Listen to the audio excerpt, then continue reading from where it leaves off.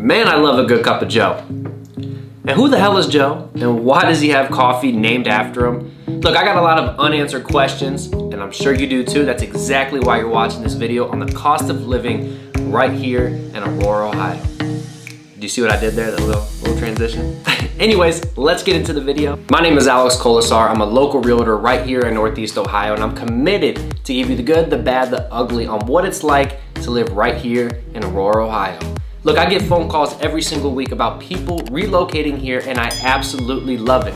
So if you're thinking about moving here to Northeast Ohio, you gotta shoot me a text or you can give me a phone call. I cannot wait to help. So Aurora overall, on a scale of 1 to 100, 100 being the national average, ranks at 101. So that means Aurora technically is 1% more expensive than the average price of America. And in this video, we're gonna cover the cost of some groceries, transportation, housing, and any other little thing that will add up when living here. But look, I wanna start with the elephant in the room, and that is Aurora's housing. This is the reason why Aurora is so expensive to live in. We have the median home price hovering right around $275,000.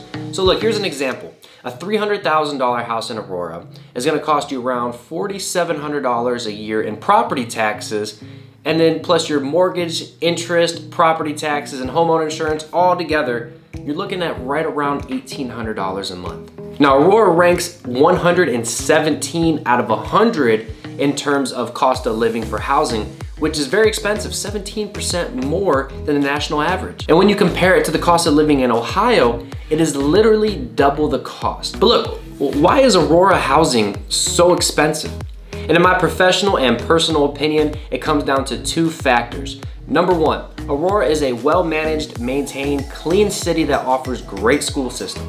Now the town itself is only around 16,000 residents, so it's relatively small, but best believe since it's so small and the demand getting in there, it's gonna cause these house prices to shoot up.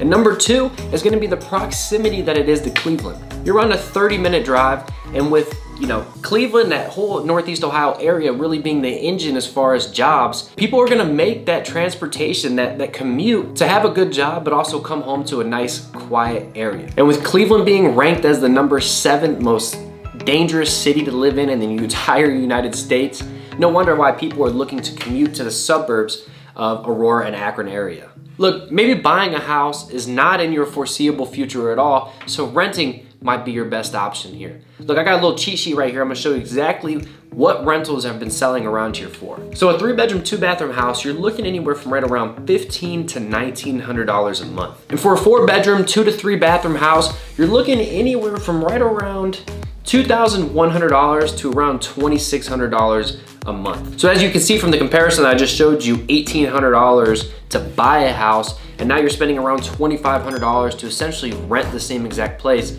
I mean, it's kind of crazy not to buy a house, especially the way Aurora's appreciation has been going. So look, you got the house, now let's talk about utilities. Aurora's cost of living as far as utilities ranks at 94 out of 100, which makes it, a little cheaper than the national and Ohio average. So as far as bills, here's exactly what you're looking at. And obviously it's gonna fluctuate. But for water and sewer, you're looking at around $50 a month. For trash, you're looking right around $25 a month. Your electric bill is gonna hover right around $90 a month, and your gas bill is gonna hover right around $110 a month. Now obviously there's just averages that are found throughout Aurora, but note that it's gonna change during the winter months because Aurora is located right there in the snow belt. You got that lake effect snow that comes just east off that Lake Erie, so you're gonna get pounded with snow here in about December, January, February, kind of March time frame. You're gonna be right in that snow belt, so you're gonna see your gas and electric bills start to shoot up during those months. Now I also wanna know if you have a newly constructed house, it's most likely that your house is gonna be well insulated and you're obviously gonna be paying less in utilities. So keep that in mind, but again, utilities are relatively cheap here. Next on the list, we're gonna talk about transportation. Aurora sits right at around 87 out of 100, so it's cheaper than the national average. And I will say it's probably cheaper because, again, Aurora is only around 16,000 residents and only has a couple main streets that really go through. So you're not gonna find expensive bus fares or even train tickets that other cities might have. But the biggest thing to note is that on average, they found that people that live in Aurora commute one way to work is around 28 minutes. So again, downtown Cleveland is around 30-minute drive. So people are definitely commuting to work when living in Aurora here. Now I'm sure it's probably gonna change, but right now, here in late 2020, gas prices are hovering right around $2.20 here in Aurora. But again, when it comes to transportation, I want you to keep in mind that if you're making this commute, that you are in the snow belt. So the winter months, you're gonna see delayed driving times up to about maybe even an hour on some snowy days. So you can go from about 25-minute drive to almost an hour on some bad snowy days.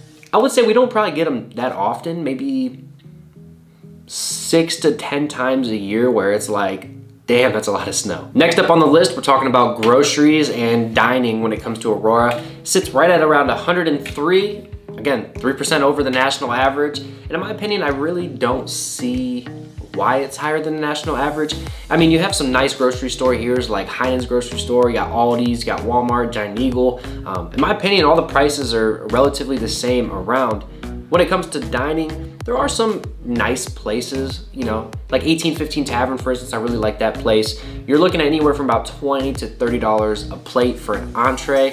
Again, it's not outsanely expensive at all, in my opinion. It's relatively average. As you can see, it's only 3% over. But again, I don't think dining or getting groceries is really an issue at all. My average grocery bill when I usually go to Aldi's, is right around $70. And I usually go around every 10 days or so. So again, only around $250 a month for one individual to go. And obviously date night, you're looking to spend around $60 a plate.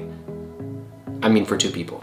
But that about wraps it up. And in my opinion, I really can't think of anything that would bring up for cost of living here in Aurora. I mean, most people just go to work, come home, eat, sleep, and play. When it comes to shopping, we do have Aurora Premium Outlets, which is a discount outlet in my opinion. I mean, you're gonna find some great deals there, so it's not expensive. But if you think of anything, if you're about to move to the area, if you can think of anything that I didn't cover in this video, please shoot me a text or even put them in the comments below. I'll make sure to answer them. Again, I'm the boots on the ground here for you. I wanna make sure that everything is covered so that when you're looking to move here, your transition is super easy. But anyways, guys, thank you so much for watching. And until next time, I'll check you later.